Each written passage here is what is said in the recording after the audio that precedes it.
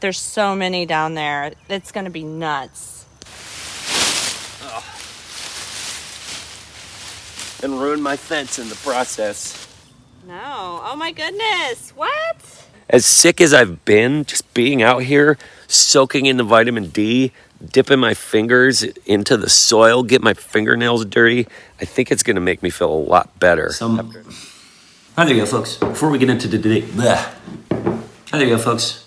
into today's video, I did want to send a special thank you to my friends at Cockadoodle Farm and the Kramer Life for inviting me to participate in the How Hard is Homesteading collaboration video. In addition to Cockadoodle Farm and the Kramer Life, I was honored to appear alongside some of my favorite YouTube homesteading channels that also participated in the video.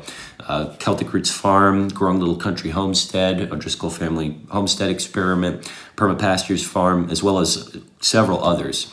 I did include my contribution to the video at the end of this particular episode, so feel free to watch it there, but I'd highly encourage you to go to the video itself posted on Cockadoodle Farm. I'll include the link here and also down in the description. Go check it out and support this channel and all of these channels. They're all really great people. They all inspire me, and I think this video will inspire you as well. Anyways, thanks again and enjoy today's episode.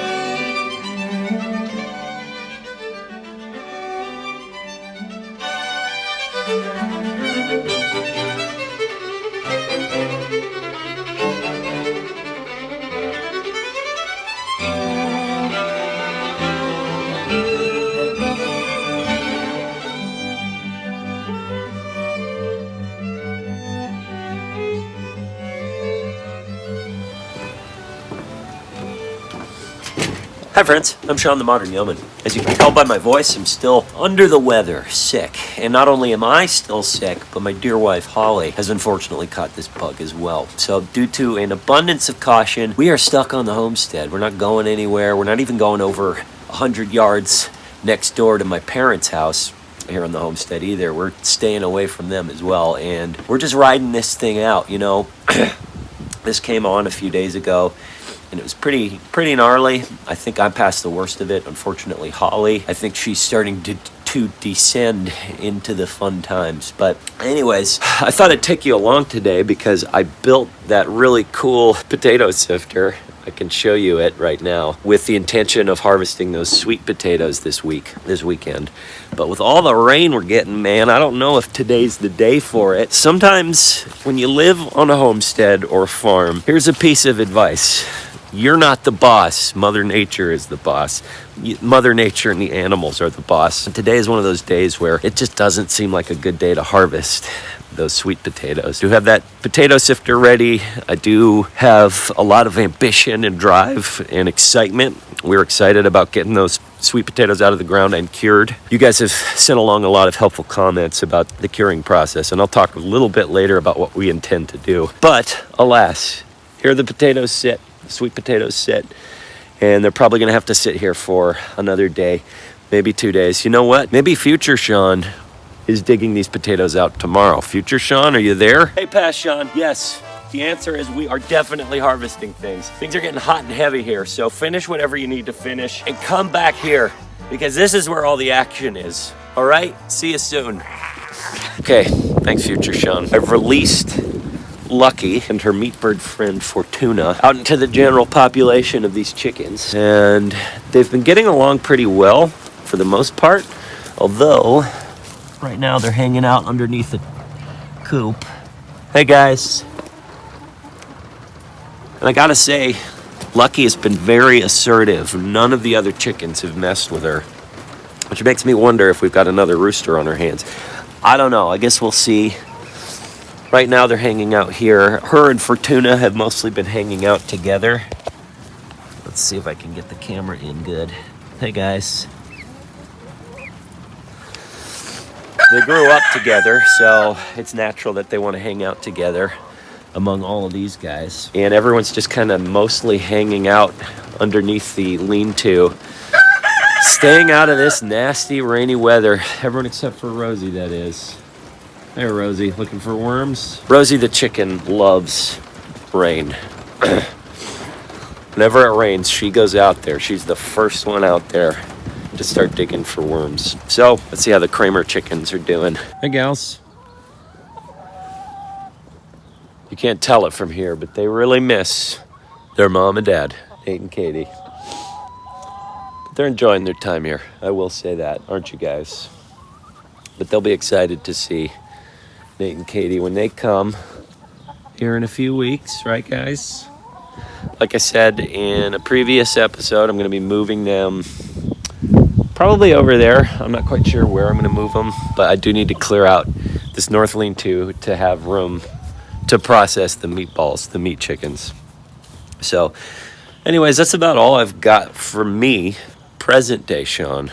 I'm going to switch up to future Sean because I think he'll have a lot more energy and he'll know what the scoop is. So future Sean, I'm handing it off to you, my friend. Thank you, past Sean. Well, as alluded to earlier, we are indeed harvesting today. My voice still sounds kind of bad, although I do feel a lot better than I did yesterday. And there are some clouds, but it's not raining. In fact, there's even some blue sky. Check that out. So it's a perfect fall day to harvest. And so that's what we're gonna do. Taking a look here, we've got our sweet potato vines spread out across the entirety of this 4 by 12 foot bed, and we're just going to yank them off. I think that's the first thing that we're going to do. So let me get my stuff together and get Holly out here, and we're going to start pulling these vines up. So what do you think, Holly? Are we going to harvest some of this stuff today? Yeah, I'm gonna harvest a bunch of the peppers, a lot of jalapenos. I'm either gonna freeze or pickle them, harvest Maybe a bunch get of the these peppers. 12-foot okra out of the ground. Yeah, they're starting to look really scraggly. And of course, digging up the potatoes, which I think we wait should to start see. with that. Yeah, actually. let's start with the potatoes. All right, so I think for the potato bed, to start, I think we just literally pull up all the vines, right? And this shouldn't be too tricky of a process. I think it's literally just pulling it up. Oh, I can already see some potatoes on the bottom. Oh yeah. Oh, there's so many worms too. Huh. Now there are a couple little scraggly sweet potatoes here, but I'm hoping. Pull them off. Don't leave those on. We can use those. No, I know. There's so many down there. It's gonna be nuts. Oh yeah, I'm just seeing them stick up from everywhere. Oh man. So we got a lot of vines here, which apparently chickens really benefit from. So I'm gonna split this between the Kramer chickens and our layers.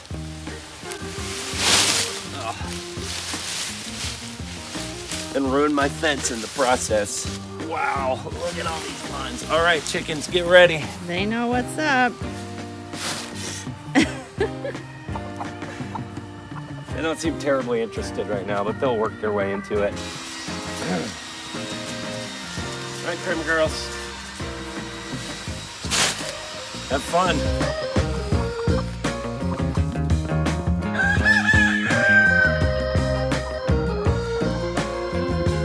All right, we got the vines up.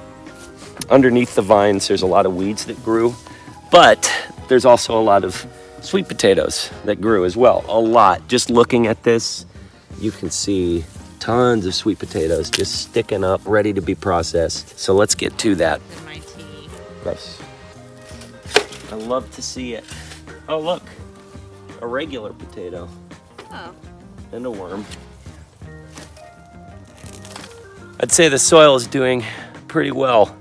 This is a sign of healthy soil. We've got a lot of these big old earthworms. I need to get some handles for this thing. It might be too wet to use this sifter. It's a good idea, but... One thing to note as you're digging, especially with a spade shovel, like I was a second ago, is make sure not to put the spade in an area where there might be potatoes, because you can just crack the potatoes, wound the potatoes. So like kind of gently work it into the soil and then dig under. Man, look at all these worms. They're everywhere in this soil. That makes me so happy. So our sweet potato harvest has surpassed our wildest dreams. In fact, we've even been pulling up quite a few just regular old spuds, Idaho potatoes, that have either been in here growing underneath the sweet potato vines the whole time, or they've sat there without a vine for, I don't know, a month or two since the regular potatoes died. But they're here and they look fine. So I'd imagine that we'll cure these with the rest of them. But needless to say, we didn't expect this successful of a sweet potato harvest, and we're so glad that it is this successful. For those of you that have watched the channel for a little while, you know how kind of lackluster the beginning of our gardening season was. The garden did not start off the way we expected it to.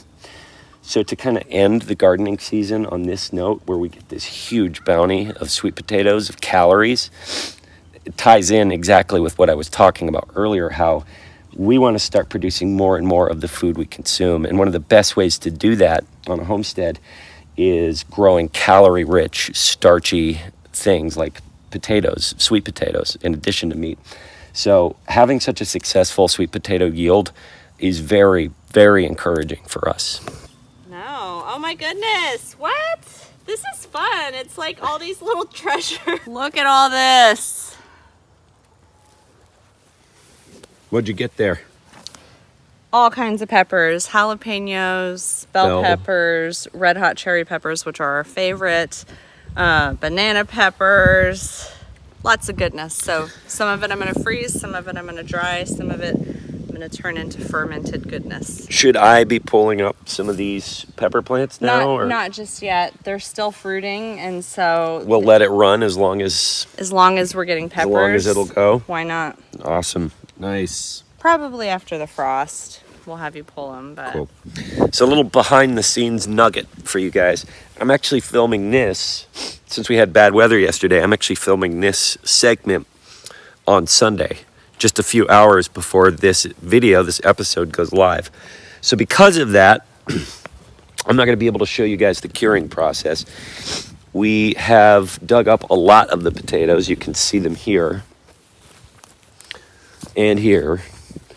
I'm still going to go through sections of this that haven't been touched, but either way, we've got a lot of potatoes dug up already. And then after this, I'm going to go inside and get this video ready to launch, this episode ready to launch here in the next few hours. And then after that, we should still have some sunlight, and we are going to collect the potatoes and cure them. Now, that might be something we get into in a later video, maybe not, but there's different methods of curing that we've read about. Ideally, they say you're supposed to have a very warm, like 80 to 90 degrees room that's humid. A greenhouse, essentially. We don't have a greenhouse yet. That's something that'll be down the line. So we can't cure these sweet potatoes in a greenhouse. So what we're going to try and do is probably... One thing I've read is putting your sweet potatoes in like plastic bags, tying them up and putting little holes in them, and then putting them in a sunny spot. So we may do something like that, put it in the sunroom or next to a heater, next to a furnace vent. We still haven't decided, but we're going to figure out something to do to cure these puppies and have them cure for a few days to 2 weeks, I don't know. And then we are going to get them kind of wrapped in paper and put them in a cool damp spot, or not a cool damp spot, a cooler spot, like a root cellar, So we've got our crawl space, our basement, and we're gonna put them in boxes and wrap them in like newspaper or something and put them down in that spot to let them sit, just to have them store in our root cellar to get them when we need them, like Thanksgiving in the next few weeks. We're gonna be able to have these guys ready to go, ready for us at that point. So needless to say, I am going to, man, enjoy the sun for one. This is great, Ollie. I know. As sick as I've been, just being out here, soaking in the vitamin D, dipping my fingers into the soil, get my fingernails dirty, I think it's going to make me feel a lot better after I've been out here for a little while. So I'm going to get this video knocked out, this episode, and then I'm going to come back out here, enjoy the rest of the sun, get these potatoes stored up, and get them curing. But until then, I did want to show you guys my contribution to the How Hard is Homesteading video, compilation video that a bunch of other homesteaders put together and answered on. So that's going to be following this. Check that out. But like I said in the beginning of the video, make sure you go check the actual video itself out on Cockadoodle Farm. The link is down below in the description. It's a really good channel, and all of the channels that participated in that video are really awesome people. So highly encourage you to check that out. Until next time, remember, as always, slowly. Hi there, friends. I'm Sean the Modern Yeoman, and recently I was asked to prepare a quick 30-second presentation based on the following question. Is stone bedding hard? One thing I do like to stress to folks that are new to sleeping on rocks is that, well, rocks aren't exactly soft. Now, the very first thing we should get established is your pillow situation. Now, I myself am partial to granite, but what's that? It's homesteading? No, I thought it was stone bedding. Homesteading. Well, I only have like 10 seconds left. Hi friends, I'm Sean the Modern Yeoman, and I'm gonna try this again, but quickly. Is homesteading hard? The short answer to that question is yes, homesteading is hard. The short, more nuanced answer to that question is yes, homesteading is hard, but some of the most worthwhile things in life are hard. Homesteading, for me, is one of the most worthwhile things in my life, and I wouldn't trade it for anything. If you're new to the homesteading world, a quick piece of advice. You do not need to go fast. You can take your time at this. If you're starting to homestead, don't feel like you need chickens, goats, pigs, a gigantic garden right off the bat. You can work your way into it. Homesteading is not a race. I hope this helps, and I hope you have a great day.